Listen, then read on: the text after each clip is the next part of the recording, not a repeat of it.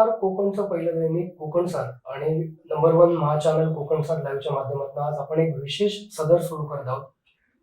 जागर कोकणच्या साहित्य रत्नांचं असं या सदराचं नाव आहे आणि या सदरातनं जे कोकणातले साहित्यिक आहेत, कवी आहेत, लेखक आहेत, यांची पार्श्वभूमी, यांची मुलाखती ज्या आहेत त्या आपण आपल्या दैनिकातनं आणि आपल्या चॅनलवरनं प्रकाशित करत आहोत. आज याचं पहिलं पुष्प आहे आणि या पहिल्या पुष्पात आपल्यासोबत सिंधुदुर्ग जिल्ह्यातलं अगदी कोकणातलं एक प्रसिद्ध असं नाव, ज्यांनी 3 कादंबऱ्या आतापर्यंत लिहिल्यात, असे प्राध्यापक प्रवीण बांदेकर सर आपल्यासोबत आहेत. सर, खूप खूप आपलं स्वागत या मुलाखतीमध्ये. नमस्कार.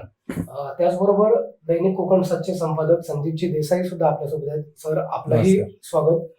खरं तर या सदरामधनं आपण कोकणातले जे साहित्यिक आहेत, लेखक आहेत, कवी आहेत, यांच्यापर्यंत पोहोचणार आहोत आणि त्यांनी कशा पद्धतीनं साहित्य क्षेत्रामध्ये योगदान दिलंय, कशी सुरुवात त्यांची होती, हे सगळं आपण पाहणार आहोत. त्याचबरोबर येणारे जे नव साहित्यिक आहेत त्यांना पण प्रेरणा मिळावी आणि कोकणातल्या साहित्यिकांचा जो वारसा आहे, खूप मोठा वारसा आपल्या कोकणाला साहित्यिकांचा, कवींचा, लेखकांचा जो लाभलेला आहे, तो आजच्या पिढीला माहीत नाहीये आणि तो आजच्या पिढीपर्यंत कळावा. आणि या वर्तमानातले जे आपले लेखक आहेत, कवी आहेत, जे संपूर्ण आपल्या आजूबाजूच्या परिस्थितीवर, वर्तमानावर निर्भीडपणे भाष्य करतात, अशा लेखकांना, अशा कवींना आपण आपल्या या प्लॅटफॉर्मच्या माध्यमातून समोर घेऊन येतोय आणि याचबद्दल जी अधिकची माहिती आहे ते आमचे संपादक संदीपजी देसाई यांना मी देण्याची विनंती करतो.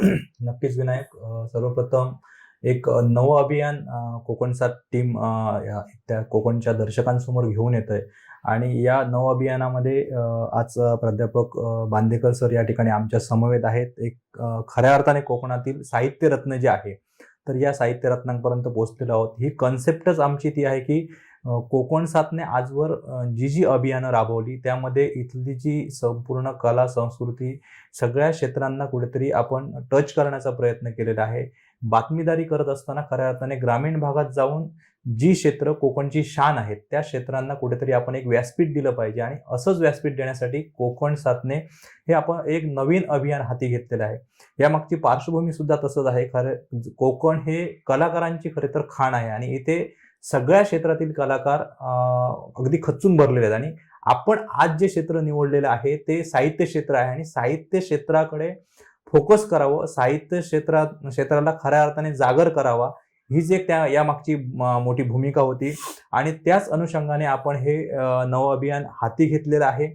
याच्यामध्ये विशेष सांगायचं झालं तर ही कोकणची साहित्य रत्नांची ओळख करून देत असताना कोकणातील जे खरे साहित्य रत्न आहेत, सर्व साहित्य क्षेत्रातील सर्वोच्च पुरस्कार जो ज्ञानपीठ पुरस्कार असतो, हा ज्ञानपीठ पुरस्काराला गवसणी घालणारी आपल्या कोकणातील 2 साहित्यरत्न होती. वि. स. खांडेकर, विंदा करंदीकर अशा दिग्गज लेखकांचा, साहित्यिकांचा वारसा जो आहे त्या कोकणला लाभलेला आहे आणि हाच वारसा पुढे नेण्यासाठी कोकणसारने एक पाऊल टाकलं, एक पुढचं पाऊल टाकलं आणि एक नवं अभियान सुरू केलं. त्याची सुरुवात आपण आजपासून करतोय. खरं तर या संपूर्ण चळवळीमध्ये, अभियानामध्ये आमचा एकच उद्देश आहे. सिंधुदुर्गातील जे साहित्यिक आहेत, अनेक महोत्सव भरवले जातात, तर अशा प्रकारचा एक साहित्य महोत्सव, खऱ्या अर्थाने साहित्यिकांची जर ओळख आम्ही इथल्या प्रत्येक वाचकापर्यंत, दर्शकांपर्यंत नेली तर मला वाटतं खऱ्या अर्थाने ज्या मराठी पत्रकारिते सुद्धा सिंधुदुर्ग जिल्ह्यातनं सुरुवात झाली. बाळशास्त्री जांभेकरांनी आद्य मराठी पत्रकार म्हणून आज आपण त्यांचं स्मरण करतो आणि त्यांच्याच भूमीमध्ये आज या ठिकाणी साहित्याचा जागर करताना आम्हाला अतिशय आनंद होतोय आणि त्याच अनुषंगाने आपण हे सदर पुढे नेतोय. संपूर्ण वर्षभर ही आपली चळवळ सुरू राहणार आहे आणि जे आपल्या सिंधुदुर्ग जिल्ह्यातील, संपूर्ण कोकणातील आणि जे कोकणातील साहित्य संपूर्ण महाराष्ट्रात, अगदी गोवा प्रांतात सुद्धा विस्तारलेले आहेत, तर अशा दिग्गज साहित्यिकांची ओळख आणि त्या साहित्यिकांचा प्रभाव, त्या साहित्यिकांच्या संपूर्ण जे साहित्य क्षेत्रातील योगदान आहे आणि साहित्य क्षेत्रातील ही चळवळ अधिक वृद्धिंगत व्हावी, हाच आमचा उद्देश आहे आणि त्याच अनुषंगाने आपण पुढे जाणार आहोत. नक्कीच, धन्यवाद संदीप सर. जागर साहित्य रत्नांचा या जागराला खऱ्या अर्थानं आज सुरुवात होते आणि हा जागर करत असताना कोकणातलं एक मोठं नाव म्हणजेच प्राध्यापक प्रवीण बांदेकर सर आपल्यासोबत आहेत आणि सरांबद्दल सांगायचं काय, सगळ्यांनाच माहिती आहे. अगदी 10 वर्षाच्या कालावधीत 3 कादंबऱ्या ज्यांच्या प्रकाशित झाल्या असे बांदेकर सर आहेत. समोरच आपल्याला या 3ही कादंबऱ्या पाहायला मिळतात. मग चाळेगत असेल, उजव्या सोंड्यांच्या बावल्या असतील, इंडियन ॲनिमल फार्म असेल, या 3 कादंबऱ्या असतील, 2 कविता संग्रह असतील, एक ललित लेख असेल, असं खूप मोठं लेखन साहित्य क्षेत्रात सरांनी केलेलं आहे. अगदी कवीपासनं कादंबरीकार म्हणून ज्यांनी ओळख प्राप्त केली आणि एवढंच नाही तर अनेक पुरस्कार सरांनी प्राप्त केले आहेत आणि त्यातला एक महत्वाचा पुरस्कार म्हणजे साहित्य अकादमीचा राष्ट्रीय पुरस्कार सरांनी प्राप्त केलाय.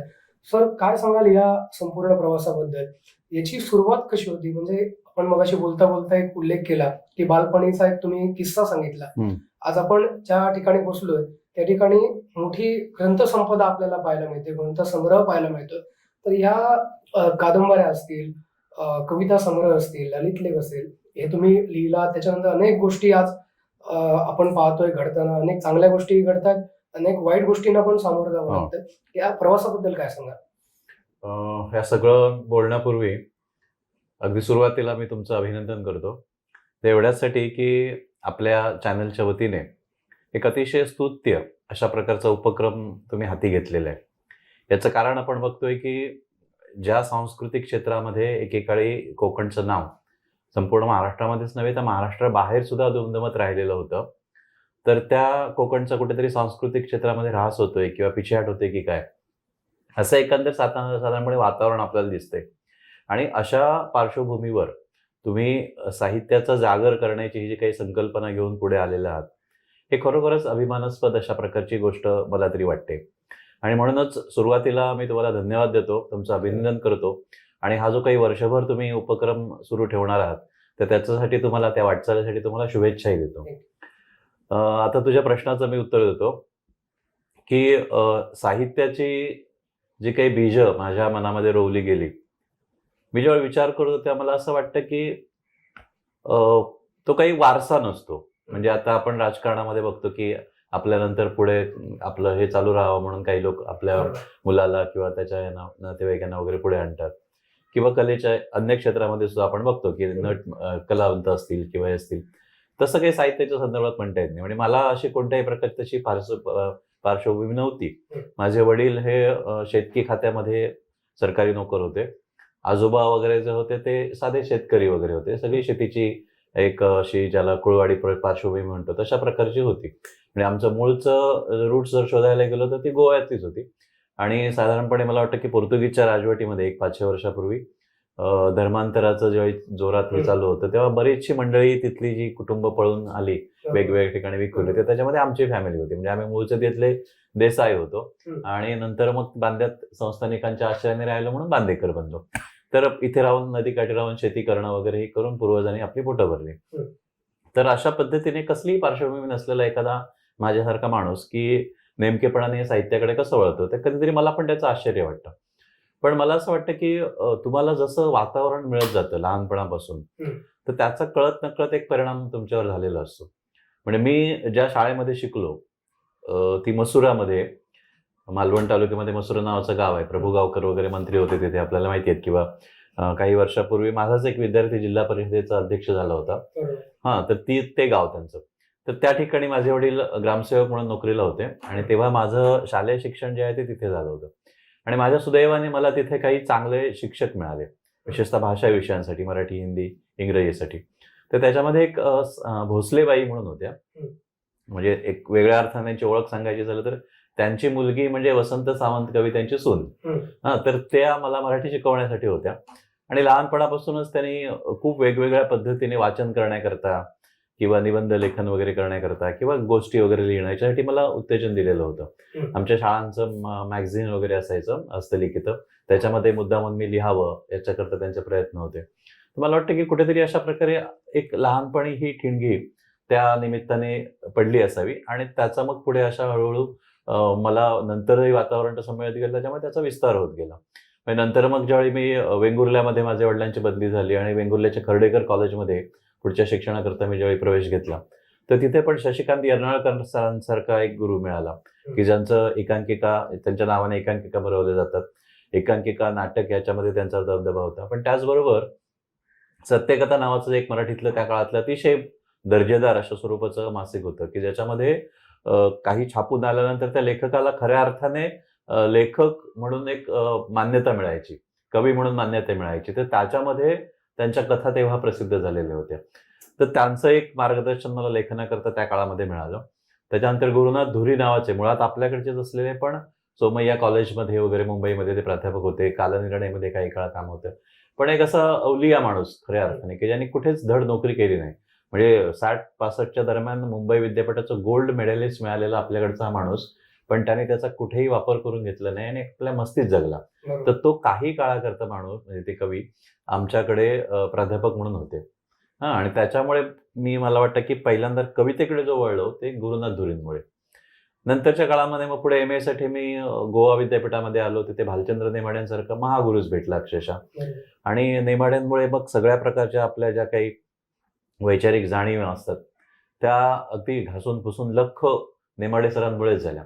एक प्रकारे काय वाचलं पाहिजे, काय लिहिलं पाहिजे, समाजाकडे कशा पद्धतीने बघितलं पाहिजे, कशा पद्धतीने हे सगळं जगणं समजून घेतलं पाहिजे, लेखकाची निष्ठा कशी समाजातल्या अगदी तळागाळातल्या लोकांपर्यंत असली पाहिजे, किंवा आपण लिहितो म्हणजे नेमकं काय करतो, अशा अनेक पद्धतीने नेमाड्याने आम्हाला खूप काही शिकवलं. खूप काही वेगळ्या पद्धतीचं, म्हणजे पुस्तकांच्या आणि अभ्यासाच्या किंवा त्या वर्गखोलीच्या बाहेर जे काही मी नेमाड्यांकडून शिकलो ते अक्षरशः आयुष्यभरासाठी पुरेल अशा प्रकारचं ते होतं. नक्की म्हणजे- सर, जसं तुम्ही हां. म्हणालात की सुरुवातीला तुम्ही कवितांकडे वळला होता, पण कवितांकडनं थेट नंतर कादंबरीपर्यंतचा तुमचा जो प्रवास हो. होता, काय नेमकं?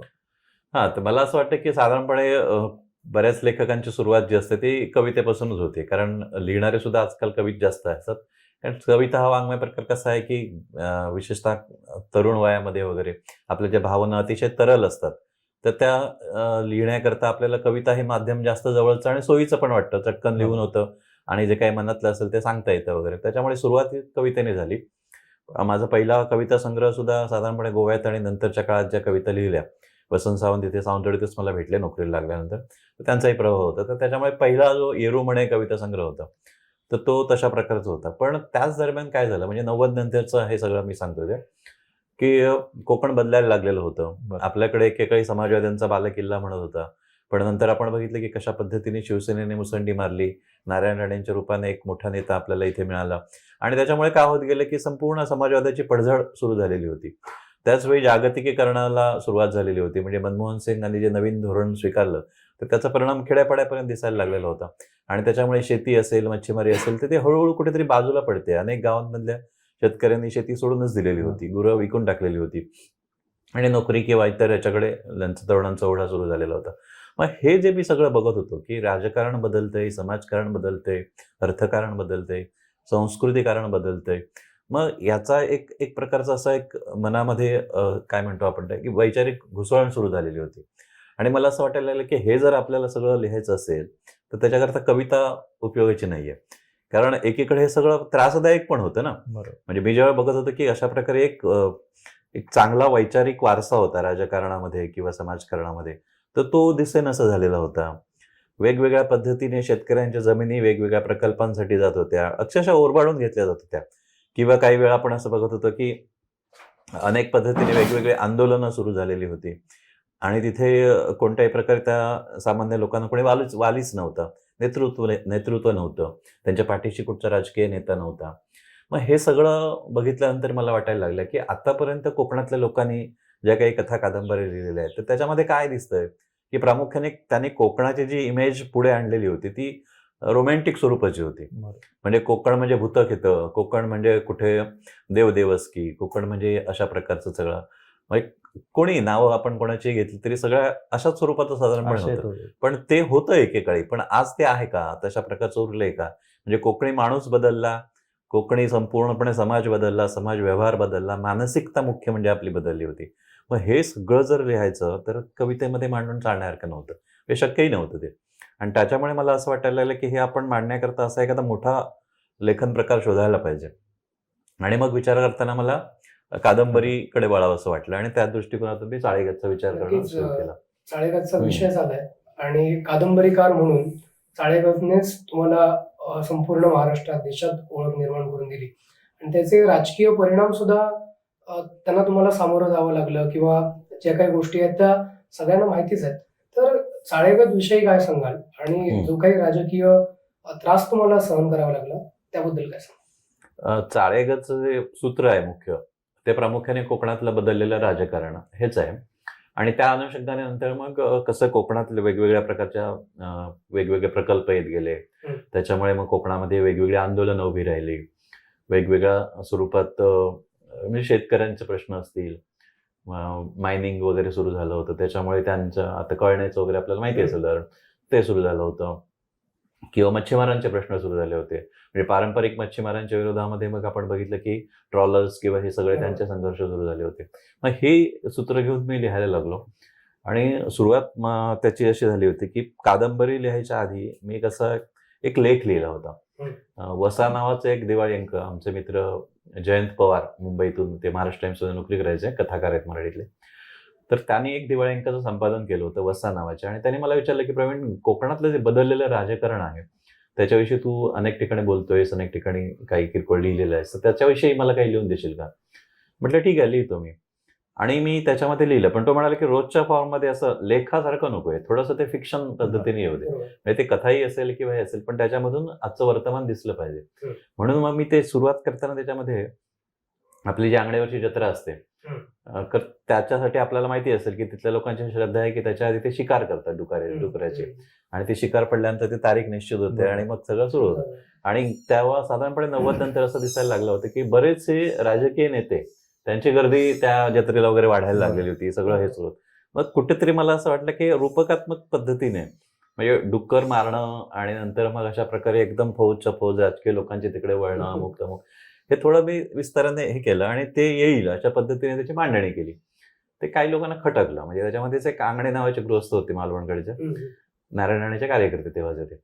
तर त्यांनी बहुतेक त्यांच्या कानावर घातलं वगैरे, आणि त्यांचे मला तेव्हा काय फोन वगैरे नव्हता, पण मला वाटतं व्ही नाईक सर मुख्याध्यापक होते आमच्याकडे. शाळेत एकदा फोन आला आणि सर म्हणाले की असं असं कोणतरी आंगणे नावाचे तुम्हाला भेटायला येत आहेत, तुम्ही काय कुठे लिहिलेलं आहात? म्हटलं काय झालं? तर म्हणाले की असं असं त्यांचे काहीतरी आक्षेप आहे, ते तुम्हाला चर्चा करायची आहे. नाही म्हटलं ते थोडंसं भीती वाटते ना, कारण तोपर्यंत अशा प्रकारचं, आणि आम्ही तरुणच होतो, म्हणजे अगदी माझं वय तेव्हा 25-26 असेल फार तर. आणि मी म्हटलं ठीक आहे, करूया, तुम्ही पण थांबा म्हटलं माझ्याबरोबर, काय म्हणतात ते बघूया. आणि त्यांनी ते आले दुसऱ्या तिसऱ्या दिवशी काहीतरी, आणि ते म्हणाले, त्यांनी चौकशी केली आधी कोण काय, त्यांना वाटलं कोणतरी मोठा माणूस असेल वगैरे, बघितलं तर हा कोणतरी पोरगाच आहे किरकोळ वगैरे. भोसले सर होते तेव्हा माझ्याबरोबर. भोसले सरना पण मी सांगितलं असं असं आहे. ते म्हणाले मी पण राहतो तुमच्याबरोबर. आणि त्याने सांगितलं की तुम्ही कोणाविषयी लिहिलात, काय तुम्हाला कळतंय काय वगैरे. मी म्हटलं मी कोणाविषयी नाही लिहिलेलं, म्हटलं जे आहे ते लिहिलं ना वस्तुस्थिती, मी कोणाचं नाव घेतलेलं नाहीये. तिथे मी काहीतरी दादासाहेब वगैरे असं तो हे घेतलं होतं. तो म्हणाले की दादासाहेब कोण आहेत? म्हटलं कोण आहे? कुठचाही म्हटलं नेता असू शकतो, तो काय आपल्याकडचा असं नाही. दादासाहेब ही म्हटलं एक प्रतिकात्मक अशा प्रकारची एक व्यक्तिरेखा आहे, जी महाराष्ट्रात नव्हे देशातल्या कुठच्याही राजकारणामध्ये आज अशाच पद्धतीचं आहे ना, की आक्रमकपणे काही पक्ष पुढे येत आहेत.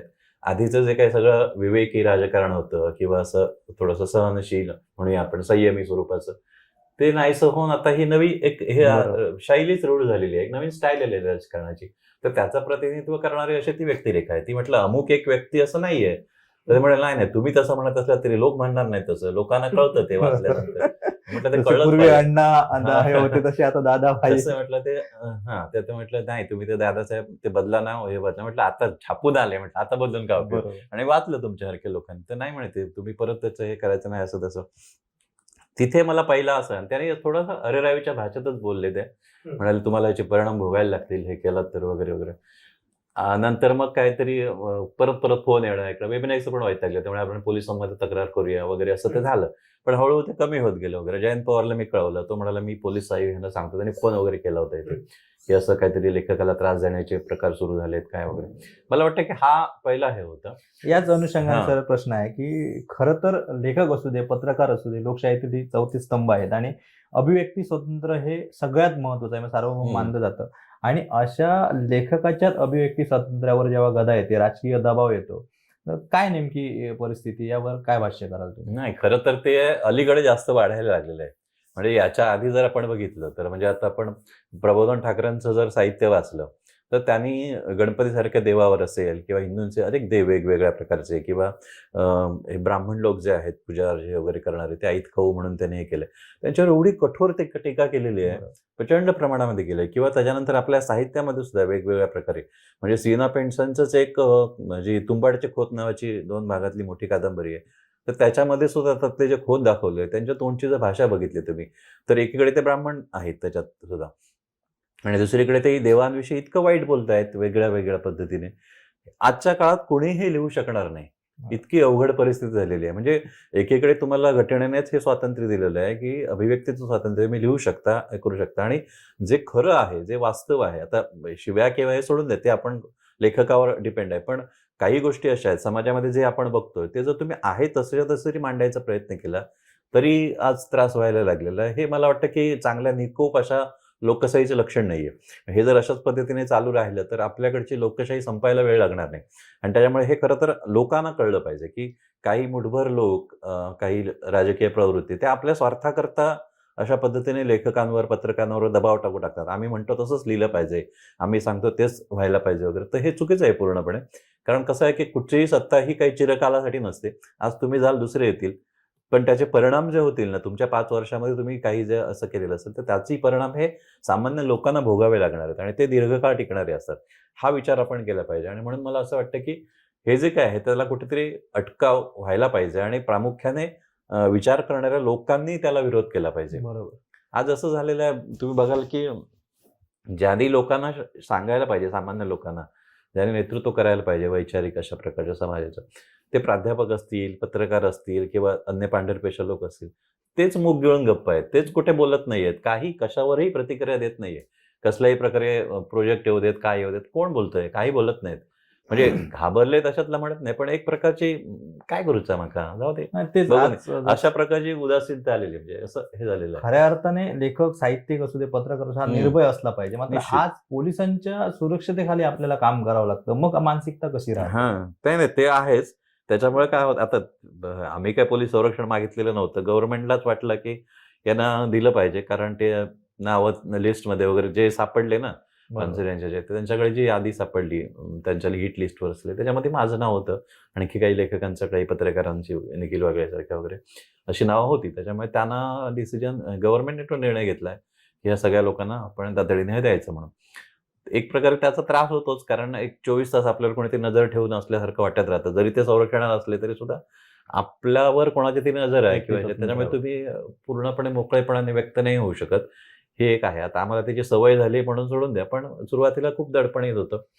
हे सुद्धा म्हटलं तर ही काही चांगली गोष्ट आहे अशातली म्हणता येणार नाही, अशी भाग म्हणता येणार नाही.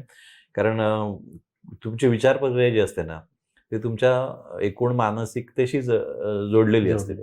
तुम्ही जर मनांवर काहीतरी तुमच्या दडपण असेल किंवा तुम्ही अशा प्रकारे दडपण ह्याच्या खाली वावरत असाल तर तुम्ही मोकळ्या पद्धतीने विचार नाही करू शकणार, आणि जर विचार केला नाही तर लिहू शकणार नाही.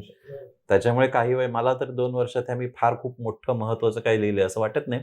कादंबरी मी लिहायला घेतली पण ती पण पूर्ण नाही झालेली आहे. त्याचा कदाचित हा परिणाम असू शकतो, नाही म्हणता येत. त्याच प्रश्नासंदर्भात मी विचारेन की कुटुंब आणि ही सगळी गोष्ट ह्याच्यावर नेमका काय परिणाम होतो कुटुंबाच्या लोकांवर, किंवा त्याला जोडून म्हणजे अगदी चाळेगत असेल, उजव्या सोंडेंच्या बावल्या असतील, इंडियन अॅनिमल फार्म असेल, अशा कादंबऱ्या तुम्ही लिहिल्या, त्याच्यात राजकीय, सांस्कृतिक, वास्तववादी लेखन तुम्ही केलेलं आहे आणि संपूर्ण वास्तवाचं मांडणी तुम्ही त्यात केलेली आहे. की जसं तुम्ही आता म्हटलं की आजकाल आपण पाहतोय वास्तवावर कोणच लिहायला बघत नाहीये. एखादा लेखक असेल, साहित्यिक असेल, पत्रकार सुद्धा असेल, आज कुठल्या तरी दबावाखाली ते आहेत, किंवा दबावाखाली असं ना म्हणता येणार नाही, पण एक चाकोरीबद्ध लिहिणं जास्त करून वाढतंय. कोण निर्भीडपणे बोलायला बघत नाहीये. तुम्ही जसं म्हटलं, माका काय करूचा, ही जी एक वृत्ती किंवा एक म्हणूनच माझा पहिला तुम्हाला प्रश्न आहे की ज्या पद्धतीनं तुम्हाला राजकीय लोकांचा त्रास झाला किंवा पानसर यांच्या हत्येनंतर तुमचं नाव त्या लिस्टमध्ये येणं, ह्या सगळ्या गोष्टीचा तुमच्या कुटुंबावर कसा परिणाम झाला. आणि आज अनेक लेखक लिहू इच्छित आहेत पण ते चाकोरीबद्ध लिहित आहेत, तर वास्तववादी लेखन त्यांनी कसं करावं, या सगळ्याच बद्दल काय सांगाल? कुटुंबाला त्रास भोगावा लागतोच, त्याच्याबद्दल काय वाद नाहीये. आणि मला ज्यावेळी अशा पद्धतीने सुरुवातीला चाळेगत लिहिल्यानंतर किंवा नंतर ज्यावेळी धमक्या येत होत्या किंवा अन्य प्रकारे असा त्रास देणं वगैरे सुरू झालेलं होतं, तेव्हा वडिलांनी मला सांगितलं की तुला जर काय लिहायचं असेल ना, आमचं काय म्हणणं नाहीये, पण ते अशा पद्धतीने तुला आणि आम्हाला त्रास होईल असं तू लिहायचं नाही. म्हणजे अक्षरशः तिने मला शपथच घातली होती. पण मी तेव्हा वडिलांना सांगितलं की बाबा, मी जे काय लिहिणार आहे ते काय मला प्रसिद्धी मिळाली पाहिजे, मला खूप मान सन्मान मिळाले पाहिजेत, माझं नाव व्हायला पाहिजे ना, म्हणे मला ज्या गोष्टीचा त्रास होतोय, मी जे बघतोय माझ्या आजूबाजूला समाजामध्ये, आणि मला असं वाटतं की हे मला लिहिलं पाहिजे, माझ्याशिवाय कोणी लिहिणार नाही, मीच लिहिलं पाहिजे, कारण मला ते जाणवतंय ना, मला त्रास होतोय. म्हणून म्हटलं मी लिहितोय, त्याच्यामुळे तुम्ही मला कितीही जरी हे केलं, तुम्हाला वाटत असेल तर म्हटलं मी वेगळा राहतो, माझा काही संबंध नाही म्हणून सांगतो. इथपर्यंत आमचे हे गेले, म्हणजे वादच झाले होते वडिलांशी, आईशी वगैरे. मी एकुलता एक मुलगा आहे आणि बाकी त्याच्यामुळे ते बाकी काही करू शकत नव्हते. ते म्हणले, "ठीक आहे, तू लिहायचं ते लिह, पण अशा पद्धतीने हे करू नको की बाबा उडवून घेऊ नको अंगावर किंवा त्रास होऊ नको." अशा थोडंसं हे झालं होतं ते. नंतरच्या काळामध्ये सुद्धा काय झालं, की जेव्हा आता हे पोलिसांचं वगैरे कळलं, ते बायकोला वगैरे आमच्या खूप भीती वाटली होती. भयंकरच. कारण त्यावेळी खूप असं पोलिसपासून सगळे घरी आले होते माणसांची सांगण्याकरता घटना वगैरे, आणि ह्या सगळ्या ह्याच्यावर ते त्रास होणं साहजिकच होतं. पण तिने कणखरपणा दाखवला. त्यावेळी ती म्हणाली, की अनेक माणसं अशा पद्धतीने हे येतात, म्हणजे किडामुंगीसारखी मरून जातात. पण माझा नवरा चांगल्या गोष्टी करता मारला जरी गेला, तरी मला काही वाटणार नाही. हे जे तिने दाखवलं आणि धारिष्ट. ते सॅल्यूट तिला माझा अक्षरशः. तर ते महत्त्वाचं असतं. म्हणजे त्रास होतो असतो, पण शेवटी काय असतं, की हळू-हळू त्यांच्याही लक्षात येतं, की हा माणूस बाबा जे काही करतोय, तो केवळ स्वार्थाकरता किंवा याच्याकरता नाही, तर ते कुटुंब किंवा आपण व्यक्तिगत आपलं हे त्याच्यापेक्षा सुद्धा खूप पुढचा विचार करणारी ही माणसं आहेत आणि समाजात. त्याला आपण सपोर्ट केला पाहिजे. घरातून कारण मुख्य सपोर्ट पहिला घरातूनच असावा लागतो ना. बरोबर. त्याच्याशिवाय तुम्ही पुढे काही जाऊ शकत नाही. बाहेरच्या लोकांचा, मित्रांचा वगैरे नंतरचं. मग ती कणखर राहिली. हे मला खूप महत्त्वाचं वाटतं, मोलाचं वाटतं. म्हणजे अर्थातच आपल्याकडचे कोकणातले आपण नाही म्हटलं तरी पुरुषांपेक्षा बायकाच जास्त धीट असतात. बरोबर. अनेक आंदोलनं आपण जर बघितले तर त्याच्यामध्ये स्त्रियांचाच पुढाकार बरोबर. दिसतो. म्हणजे ते वेळागरचं आंदोलन असू दे, त्यावेळी झालेलं सुरुवातीला, आठवत असेल कदाचित तुम्हाला.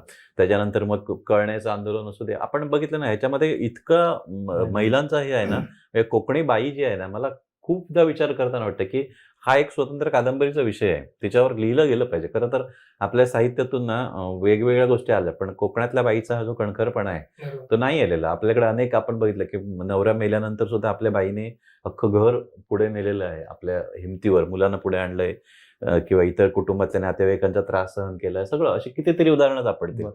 आणि आज सुद्धा आपण बघतो ना, मुलं-बिलं परत ह्याच्यात गेलेली असतात नोकरीला किंवा अन्यत्र, आणि घर सांभाळणारी ती बाईच असते ना. म्हणजे बरोबर. नवरा असतो पण असेल नसेल, पण ती बायकाच असतात बऱ्याचशा गावांमध्ये.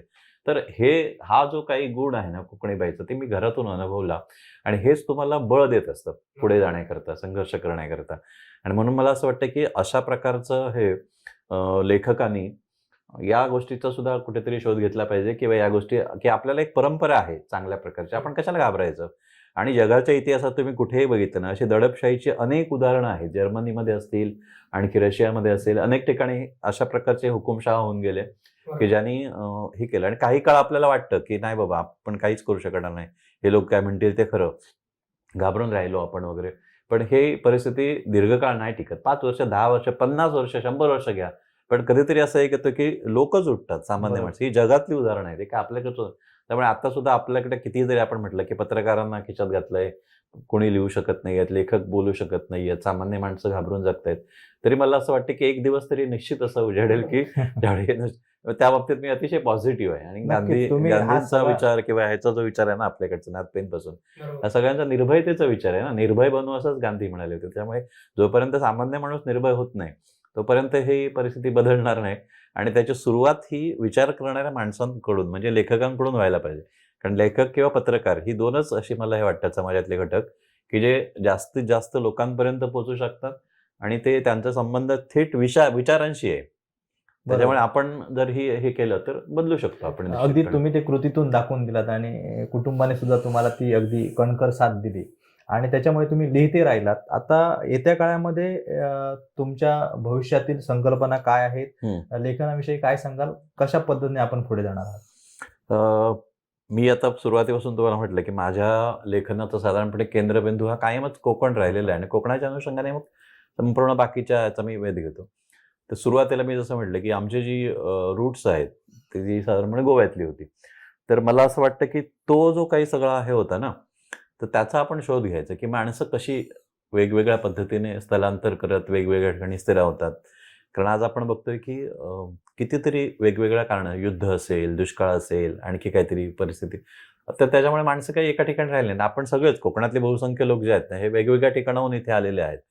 हे स्थिरावलेले आहेत. म्हणजे इथले मूळ भूमिपुत्र आपण जे म्हणतो ते महार आणि धनगर जातीचे लोक होते. पण बाकी बहुतांशी सगळ्या जातीचे लोक हे बाहेरून आलेले आहेत इथे आणि नंतर ते स्थिरावलेले आहेत. मग हा सगळा इतिहास येईल अशा प्रकारची एक दीर्घ कादंबरी, मोठ्या स्वरूपाची. मग ते मोठे 2 खंड सुद्धा होतील कदाचित. तर ती लिहावी असं माझ्या डोक्यामध्ये आहे.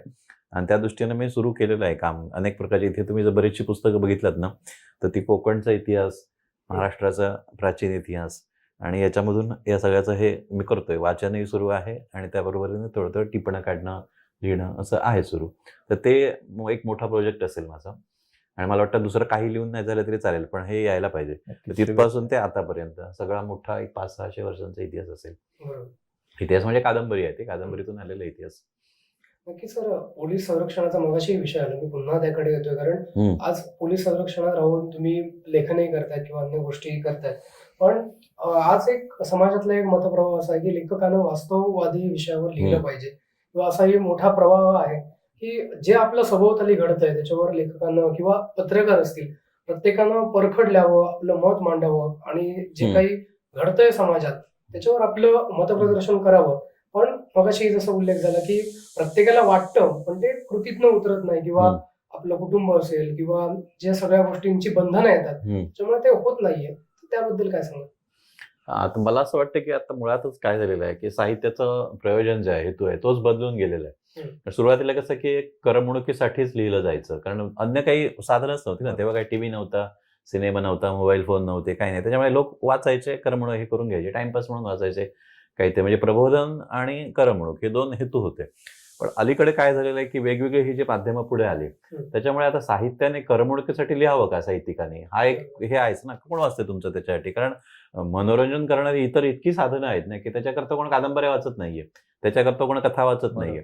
मग याचा अर्थ लेखकाने सुद्धा विचार केला पाहिजे ना की मला असं काहीतरी आता लिहिलं पाहिजे, असं काहीतरी मांडलं पाहिजे की ज्याच्यामुळे समाजातले समजा एक प्रश्न सुटणार असतील किंवा 4 लोकांच्या समोर त्या प्रश्नांची चर्चा होणार असेल किंवा त्या माध्यमातून पुढे सिनेमा किंवा इतर माध्यमातून त्याच्यावर समजा आला तर ते लोकांच्या समोर जातील. असा विचार करून लेखकांनी आता वास्तवाकडे बघायला पाहिजे.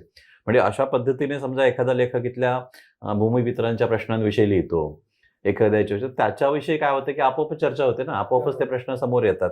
आणि त्यामुळे मला असं वाटतं की वास्तवाकडे म्हणजे लेखकांनी आता नव्या लिहिणाऱ्यांनी विशेषतः जास्तीत जास्त हा विचार केला पाहिजे की मला काही माझं कोणी आता करमणूक स्वतःच्या मनोरंजन करण्याकरता वाचणार नाहीये.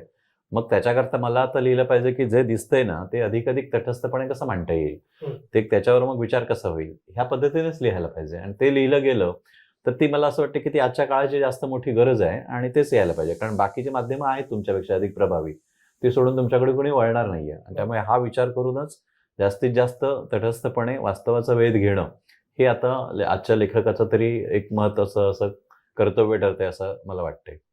मुळातच कोकणात साहित्यिकांची खाण होती आणि या सगळ्या क्षेत्रामध्ये 90च्या काळानंतर कुठेतरी आपण बघितलं तर कादंबरी, कथा या सगळ्या विषयांवर अगदी सविस्तरपणे आणि विस्तारपूर्वक आणि मोठ्या प्रमाणात साहित्यिक वळलेले आहेत आणि ते लिखाण सुद्धा मोठ्या प्रमाणात होते. काय सांगा? आता कवितेचं प्रमाण जास्त आहे आपण म्हटलं तरी सुद्धा बऱ्याच वेळ. कारण मगाशी मी म्हटलं जसं की पटकन लिहून होते आणि बऱ्याचसं काय होतं की प्रसिद्धी मिळते वगैरे, ही सगळी कारणं आहेत त्याच्या पाठीमागे. पण मला वाटतं की कोकणामधून चांगल्या गंभीर पद्धतीने या सगळ्या वास्तवाकडे बघून लिहिणारे कथाकार, कादंबरीकार वगैरे हे कमी आहेत. कथाकार तर मला दिसतच नाहीये फारसा कोणी. म्हणजे बाहेरच्या याच्यामध्ये आपण बघतो की नवीन अशी कितीतरी मंडळी पुढे येत आहेत की ज्या अतिशय चांगल्या पद्धतीने आपल्याकडचं आपल्या भूमीतलं वास्तव मांडतायत. पण मला कळत नाही की कोकणामधून असं एकही नाव पुढे दिसत नाहीये. म्हणजे मध्यंतरी लोकसत्तेने एक हे केलं होतं कथेचं, मग त्यांनी मला विचारलं की तुमच्याकडचे कोण लिहू शकतील, असं कोणी आहेत का? मी 2-3 नावं सांगितली होती, सरिता पवार किंवा आणखी एक शिंदे म्हणून आहे वगैरे, पण त्यांनी ते रिजेक्ट केलं. म्हणजे त्यांना तेवढं नाही अपीलिंग वाटलं. कवींची एक सशक्त पिढी होते, तसं खरं व्हायला नको होतं की चांगली मंडळी यायला पाहिजे होती पुढे, पण ते होत नाहीये. कदाचित आपल्याकडे पहिल्यापासून एक कसं कवितेचं जेवढं वातावरण झालं ना तेवढं झालं नसेल आणि ह्या संस्था, साहित्यिक संस्था ज्या आहेत तर त्यांनी तेवढं फोकसिंग केलं नसावं. आपण कार्यक्रम बघा ना, बरेचसे जे होतात ते कवितांचेच कार्यक्रम होतात, पण कथेची कार्यशाळा झाली आहे किंवा कथेच्या लेखकांना, कथा लिहिणाऱ्यांना मार्गदर्शन करण्याकरता कोणीतरी 4 लोक बोलवून चांगलं हे झाले, असं होत नाहीये. आणि त्याच्यामुळे नवीन मंडळी कदाचित कथेकडे वळत नसतील. नक्कीच सर, तुम्ही म्हटलात तसं खऱ्या अर्थाने कोकण ही सांस्कृतिक चळवळीची एक मोठी श्रीमंती कोकणात पूर्वीच्या काळी होती. निश्चित. मात्र आज ते कुठेतरी आपण हरवत चालल्यासारखं वाटते. कारण इथलं जसं आपण उल्लेख केला की साहित्य तर हा कणा कोकणाचा आहेच, पण त्याचबरोबर राजकारण असू दे, हो. त्यानंतर शैक्षणिक क्षेत्र असू दे, ह्या सगळ्या क्षेत्रांमध्ये अगदी कला क्षेत्रात सुद्धा असू दे, जसं आपण उल्लेख करू शकतो आवर्जून आजही नाथपैंचा उल्लेख केला जातो. एक धुरंधर राजकारणी आणि त्या दृष्टीने आपण पुढे चाललोय. बाळशास्त्री जांभेकर पत्रकारितेमध्ये तर आहेतच, त्याचबरोबर दशावतारी कला जी खऱ्या अर्थाने साता समुद्रापार बरोबर. गेली. मच्छिंद्र कांबळी जे मालवणी नटसम्राट म्हणून ओळखले गेले. तर अशी एक दिग्गज कलाकारांची खाण या कोकणात होती आणि ती जी एक संस्कृती होती, ही रत्न होती, ती कुठेतरी आज लुप्त होताना दिसते. काय प्रयत्न नेमके झाले पाहिजेत इथले तथाकथित राजकारणी असू दे, पुढारी असू दे आणि सगळं इथली यंत्रणा असू दे, काय नेमकं इथल्या यंत्रणेने यासाठी मेहनत घेतली पाहिजे? खरं म्हणजे हा खरंच खूप चिंतन करण्याचा आणि दीर्घ असा त्याच्यावर बोलावा असा विषय आहे. पण माझं जे त्याच्यावर असं एक आकलन आहे, ते मला असं वाटतं की जेव्हा आपल्याकडे काहीच नव्हतं, म्हणजे अभाव होता सगळ्या गोष्टींचा आणि खरोखर खऱ्या अर्थाने कोकणी माणूस हा लोंगोटीवरच फिरत होता आणि मुंबईच्या मनी ऑर्डरवर जगत होता. तर तेव्हा जेवढी सांस्कृतिक श्रीमंती होती आपल्याकडे, तेवढी आज उरलेली नाही. कदाचित आपण तो अभाव जो होता ना आर्थिक, तर तो आपण त्याच्यातून भरून काढण्याचा प्रयत्न करत होतो. असंही असेल. वेळ होता लोकांकडे, त्याच्यावर चिंतन होत होतं. चिंतन खानोलकरांसारखा एक अतिशय ज्याला जागतिक दर्जाचा म्हणावा, अशा पद्धतीचा लेखक, नाटककार आपल्याकडे होऊन गेला. पण किती गरिबी होती त्यांच्या घरामध्ये आणि एकूण याच्यामध्ये किंवा एकूणच सगळं बघितलं, कोणत्याही क्षेत्रामधली ही सगळी माणसं बघितली, तर तेच चित्र दिसतं आपल्याला. पण नंतर आता होत गेलं, की एक प्रकारचं 90 नंतर विशेषतः एक आर्थिक सुबत्ता येत गेली आणि आर्थिक सुबत्ता येत गेल्यानंतर एखादा भुकेलेला माणूस जसा तुटून पडतो ना, तसं काहीतरी झालंय असं मला वाटतं. आणि त्याच्यामुळे काय झालेलं आहे, की आपण विचार करणं किंवा एकूण ह्या चिंतन करणं किंवा कलेच्या दृष्टीनं विचार करणं, हे सगळं विसरत गेलो आणि आपण फक्त भौतिक सुखाच्या मागे धावतोय. आणि त्याच्याकरता जास्तीत जास्त लवकरात लवकर कसे श्रीमंत होऊ, जास्तीत जास्त पैसा कसा मिळेल. मग त्याच्याकरता सगळी आतापर्यंतची जी आपण एक म्हणजे कोकण हा सुसंस्कृत, नैतिकदृष्ट्या सगळ्या अर्थाने एक हे होतं. पण आता आपण नैतिकता, अमकं-तमकं सगळं गुंडाळून ठेवलेलं आहे. सगळी मूल्य, सगळं हे आणि फक्त पैसा मिळवणं. मग तो राजकीय लोकांच्या मागे धावून मिळवलेला असू दे, जमिनी विकून मिळवलेला असू दे, अगदी अक्षरशः आपल्या आया-बहिणी विकून मिळवलेला असू दे, कुठच्याही मार्गाने मिळाला तरी लोकांना त्याचं काही वाटत नाही. विधिनिषेध अजिबात उरलेला नाही आहे. आणि त्याचा परिणाम असा होतो, की जेव्हा तुमची नैतिकतेचाच ऱ्हास होतो, तेव्हा संस्कृती टिकत नाही ना. कारण संस्कृतीचा मुळात गाभा जो आहे, तो नैतिकता आहे. लेखकाकडे किंवा कुठच्याही कलावंताकडे जर नैतिकता नसेल, तर तो उभाच राहू शकणार नाही कलावंत म्हणून, साहित्यिक म्हणून. आणि मला वाटतं, की हे मुख्य कारण असलं पाहिजे, की आज असं झालेलं आहे, की सगळेच लेखक पुरस्काराच्या मागे धावतायत. पत्रकार कुठेतरी 4 आपल्याला कशी पाकिटं मिळतील ते बघायला धावले लागलेले आहेत. राजकारणी लोकांचं तर काय बघायलाच नको, की एकेकाळी या भूमीमध्ये नाथपैंसारखा माणूस होऊन गेला, ही दंतकथा वाटेल, अशी आज अवस्था आहे, की एखादा उद्या मला संसदेत बोलायचं तर तो आधी रात्र-रात्र जागवून संसदेतली पुस्तकं आणून त्याच्यावर वाचून नोट्स काढत होता, टिप्पण करत होता आणि दुसऱ्या दिवशी बोलत होता. आज कुठे आहे काय? काय आम्हाला अभ्यास करावा असं वाटत नाही, आम्हाला सगळं येतंय. अशी आज नेत्यांची आमची अवस्था झालेली आहे. एकाही प्रश्नाची माहिती जरासुद्धा माहिती नाही आहे आणि काय वाटेल ते बोलत असतात आणि फक्त एकमेकांवर कुरघड्या करणं एवढ्यापुरतं हे उरलेलं आपल्याला दिसतंय. म्हणजे हे जे काही सगळं आहे ना, म्हणजे ऱ्हासाची जी सुरुवात आहे, ती आपल्या नैतिक ऱ्हासापासूनच सुरुवात झालेली असेल. शिक्षण क्षेत्रामध्ये आपण बघतो, की ज्या क्षणी ज्या कोकणातल्या अनेकांनी ज्या शिक्षण संस्था उभ्या केल्या, वणवण फिरून त्यांनी कसे गोळा केले पैसे, कशा पद्धतीने सगळं हे केलं, हे आपल्याला अनेकांना माहिती आहे. पण आज सगळीकडे गावोगावी शिक्षण सम्राट झालेले आहे. ज्या क्षणी शिक्षकाकडून पैसे घेऊन भरती सुरू झाली ना, त्या क्षणी कोकणाचा ऱ्हास सुरू झाला आहे. कारण मुळात शिक्षण हे पहिलं असतं. शिक्षण संपलं की तो शिक्षक काय शिकवणार मला सांगा, पैसे देऊन आलेला. मग त्याच्यातून पिढ्या तो काय घडवणार पुढच्या.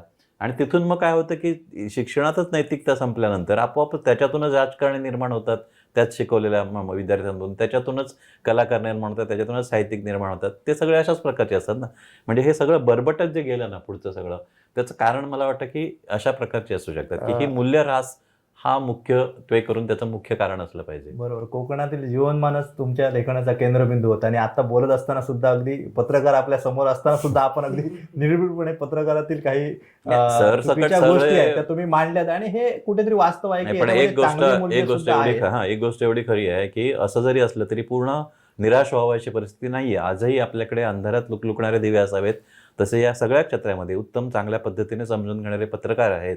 चांगल्या प्रकारे या सगळ्या गोष्टींकडे गंभीरपणे बघणारे लेखक आहेत, कलावंत आहेत आणि हीच आशा आहे आपली. बरोबर. आणि याच्यामधूनच पुढे जर चांगलं घडणार असेल तर हेच लोक घडवतील, हा माझा ठाम विश्वास आहे. अगदी नक्कीच सर. अगदी शेवटचा प्रश्न, जसं आपण सविस्तर याच्यामध्ये चर्चा केली आणि आपण ज्या कोकणावर संपूर्ण हे केंद्रित होणारं लिखाण करताय, कोकणातील संस्कृती असू दे, इथली परंपरा असू दे, इथलं वास्तव आहे, ते वास्तववादी सगळं चित्र आपल्या साहित्यातून पुढे येत आहे. आत्ता जी संपूर्ण नवीन पिढी आहे, वाचन संस्कृती कमी होते, वाचक वर्ग कमी होतोय आणि साहित्यिक सुद्धा जर आपण बघायला गेलं तर तशा ज्या पद्धतीने मेहनत घेऊन सविस्तर चिंतन करून अभ्यास करून जशा आज सगळ्या गोष्टींमध्ये अपडेट होण्याची गरज आहे. जसं आपण चांगल्या पद्धतीने उल्लेख केला की साहित्यिकांनी सुद्धा अपडेट कसं झालं, पत्रकारांनी सुद्धा आज अपडेट झालं पाहिजे. आणि अगदी इतकी विरंगुळ्याची साधनं सोशल मीडिया आणि सगळ्या गोष्टींवर अवलंबून आहेत. तर साहित्य टिकलं पाहिजे, आपलं लोकांनी वाचलं पाहिजे, यासाठी नवं जे लेखक यामध्ये येत आहेत त्यांच्यासाठी काय संदेश असेल आणि ही जी वाचन संस्कृती आणि वाचक वर्ग आहे तो जो टिकून राहिला पाहिजे. कारण शेवटी साहित्य हा आत्मा आहे प्रत्येकाचा, त्याच्यातनं प्रतिबिंब आपलं उमटत असतं. काय संदेश द्याल?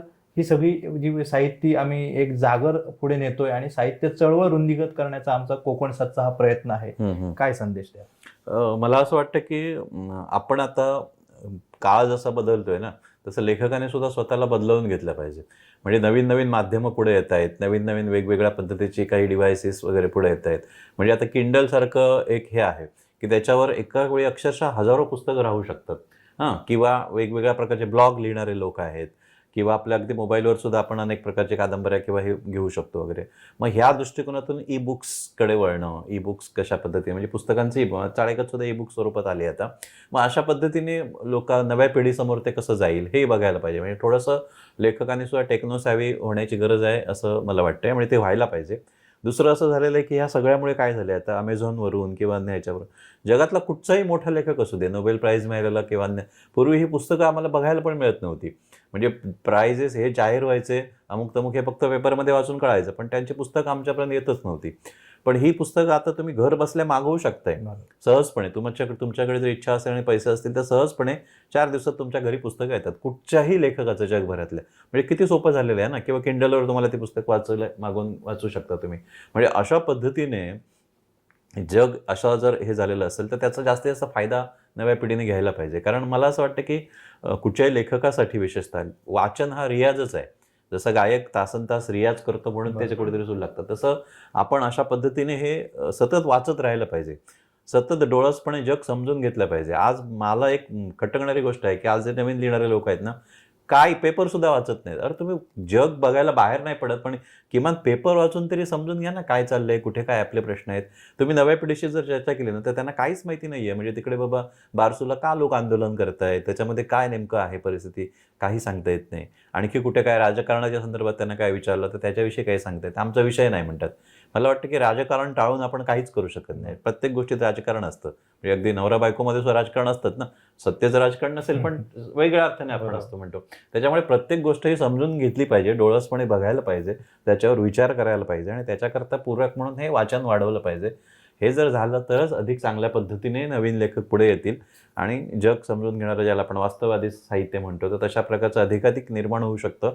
आणि निश्चितपणे कोकणची जी काही एक परंपरा होती याच्यापूर्वीची, ती परंपरा अधिक नेटाने आपण पुढे नेऊ शकतो असं मला वाटतं. नक्कीच सर. जागर कोकणच्या साहित्य रत्नांचा यातलं पहिलं पुष्प आपल्यासोबत आपण आज त्याचा शुभारंभ केलाय आणि कोकणातले जे साहित्यिक आहेत, कवी आहेत, लेखक आहेत, त्या प्रत्येकापर्यंत आम्ही पोहोचणार आहोत. त्यांनी जे साहित्य क्षेत्रात काम केलं त्याची माहिती आपण संपूर्ण जगासमोर पोहोचवणार आहोत. आणि आमच्या कोकणानं आतापर्यंत जे दिलं हे सर्व श्रुत आहे, पण आता आमच्या कोकणात काय हे पण आम्ही आमच्या या सदराच्या माध्यमातून किंवा चॅनलच्या माध्यमातून मांडणार आहोत. तुमच्या 3 कादंबऱ्या तर समोर आहेत, पण 4थी कादंबरी सुद्धा लवकरच भेटीला येणार आहे आणि ती वास्तववादी या परिस्थितीवर असेल आणि त्याच्यावर भाष्य करणारी असेल यात कोणतीही शंका नाही. आज आपण आमच्या सगळ्या प्रश्नांना अगदी सडेतोड अशी उत्तरही दिलीत. जे काही गोष्टी होत्या, ज्या काही गोष्टी जीवनात घडल्या होत्या, सडेतोड भाष्य आपण सगळ्याच परिस्थितीवर केलं.